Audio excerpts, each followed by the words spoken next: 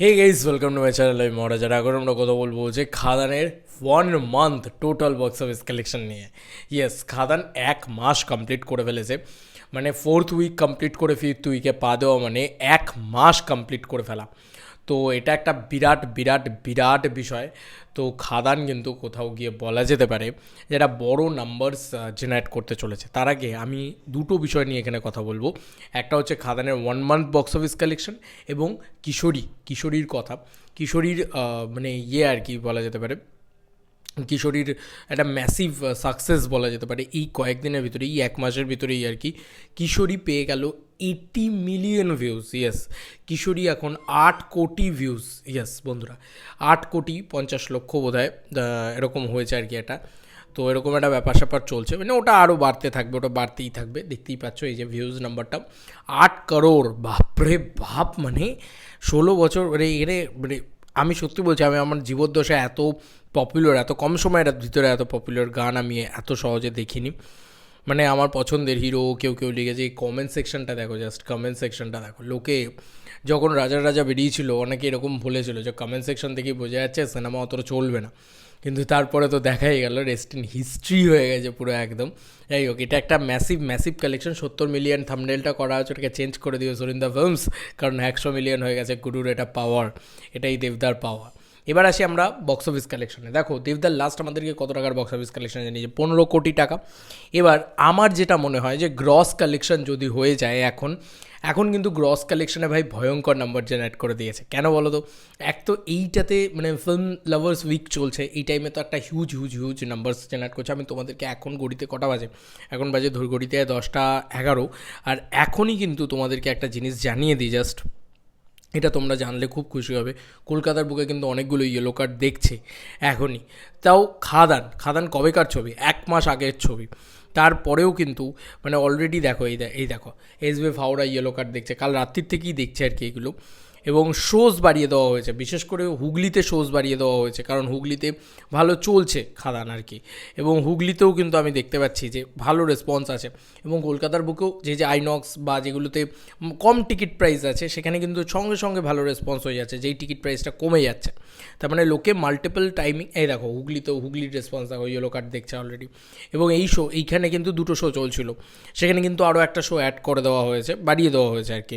এবং সেখানে যেহেতু মাত্র 49 টাকা করে টিকিট, সেহেতু কিন্তু টিকিট সেলটাও ভালোই হচ্ছে, মানে বেশ ভালো রকম হচ্ছে। এবং এটা তো তোমাদেরকে দেখিয়েই দিতে পারি যে মানে 4:10 শোটাতে ব্যাপক টিকিট সেল হচ্ছে। দেখো 49 টাকার টিকিট আর 2-3টেই পড়ে আছে।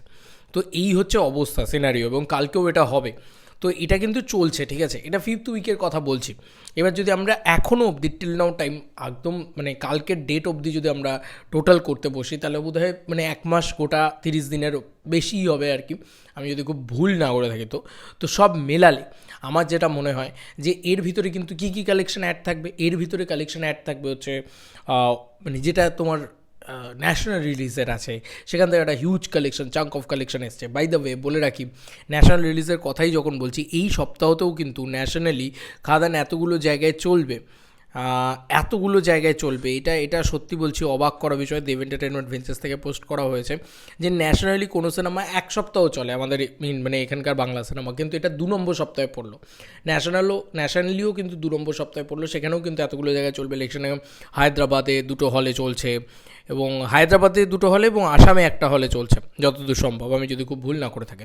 তো আসামেও খুব ভালো একটা রেসপন্স পেয়েছে। তো এই সব মেলালে যে নাম্বারটা জেনারেট করছে, সেটা আমার মনে হয় গ্রস কালেকশনে 20 কোটি টাকার গ্রস কালেকশন কিন্তু হয়ে গেছে।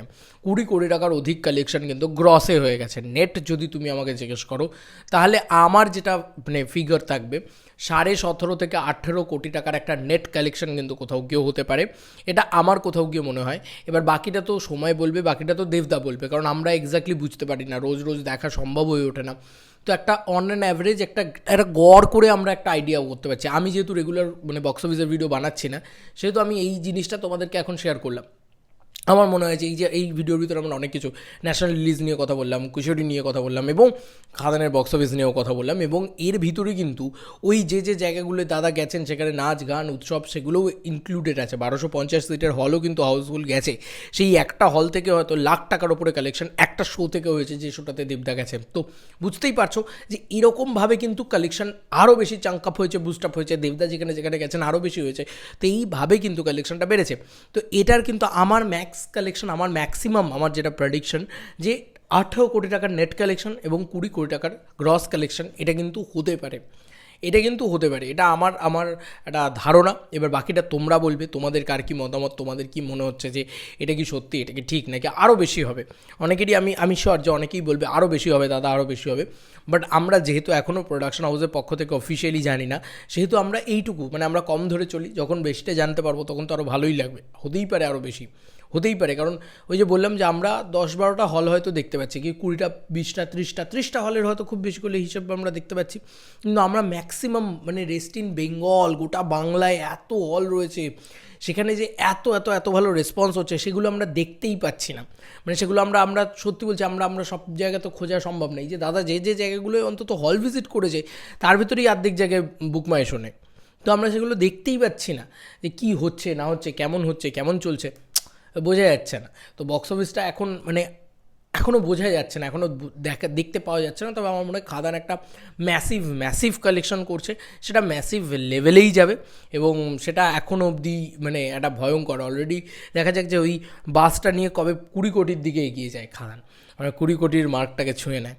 দেবদা তো নেট কালেকশন জানাবে, তো আমার মনে হয় যে 5th উইক এন্ড হলে কিন্তু আমরা 20 কোটির মার্ক ছুঁয়ে নেবো এবং তারপরেও ছবিটা চলবে। আই এম শিওর তারপরেও ছবিটা চলবে, মানে 23শে জানুয়ারি 26শে জানুয়ারি এই উইন্ডোটাতেও কিন্তু ছবিটা চলবে। আমার যেটা মনে হয় তাতে কিন্তু ছবিটা আরও বড় একটা কালেকশন করতে চলেছে এবং লাইফ টাইম কালেকশন হয়তো মেবি 25 কোটি টাকা অবধিও যেতে পারে। লাইফ টাইম কালেকশনের কথা বলছি, কারণ এই ছবিটা ফেব্রুয়ারি মার্চ এই সময়গুলোতেও চলবে এবং লোকে যেই টিকিট প্রাইস কম পাচ্ছে তখনই কিন্তু আবার খাদান দেখতে দৌড়াচ্ছে। এটা কিন্তু চোখের সামনে দেখা যাচ্ছে। আজকে যেই 49 টাকা টিকিট হচ্ছে সঙ্গে সঙ্গে লোকে আবার খাদান দেখতে দৌড়াচ্ছে। তো ওই মজাটা পেয়ে গেছে লোকে খাদান দেখার। এবং যেহেতু দীর্ঘদিন ধরে দেবদাকে আবার বড় পর্দায় পাওয়া যাবে না, তাই অনেকেই কিন্তু সেলিব্রেশনে মেতে উঠছে।